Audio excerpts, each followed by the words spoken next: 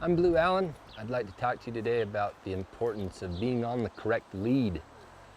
Leads are something that are really easy for our horses. It's the one thing that they do naturally from the first day that they ever hit the ground is pick up a correct lead. But it's one of the few things that, or one of the many things really that we make extra hard, are leads. For me, I feel like if I'm in the incorrect lead, the best way for me to describe it to you is it feels like you have a flat tire on your car. It breaks the rhythm.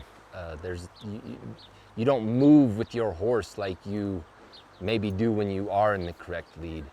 I feel like leads are something that I don't like to teach people to look over to see if they're in the correct lead, because we get into a situation when I do this, when I look over to see if I'm in the left lead, all of a sudden my feet are cueing them and making them go places that I didn't want them to go to begin with. So I want people to learn how to feel it. And I think feel is really, really important, and it's something that you have to work on. I'm gonna give you some basic, general lead exercises, and I'll use aids. So in this situation, I'm going to use the fence as my aid. And it doesn't have to be that you work on leads in an arena. It can be in the pasture. It can be going down a dirt road. It can be anywhere, and you can always find some sort of an aid, whether that be, for example, a row of trees, a ditch bank, even the edge of the dirt road. You know, find something that you can use as an aid. You don't have to have an arena to work on these. But I'll use my fences as an aid. So I'll start off, and I'm gonna make it easy. I'm gonna make it to where it's his choice to pick up the correct lead.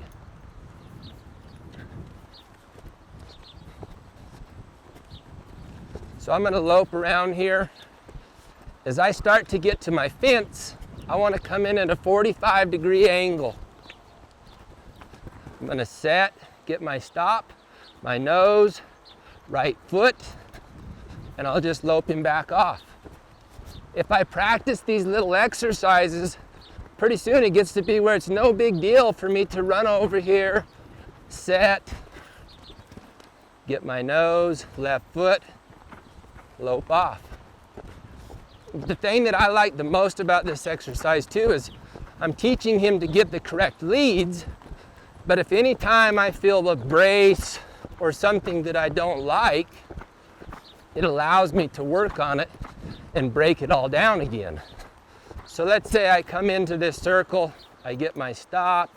If I pull this left rein and his head went straight in the air, I'm allowed the option. Nobody says that I can't say, well, let me isolate this.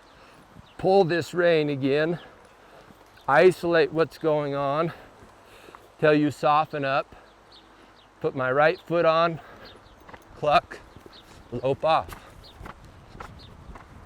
So I can kind of kill a couple birds with one stone, and my horse doesn't really know what's happening. He just knows he's picking up the correct lead, but he's getting soft as he does it.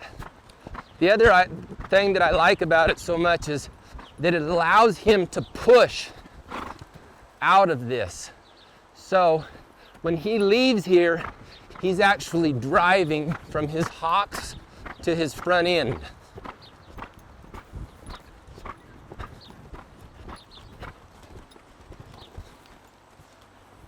Hocks to his front end.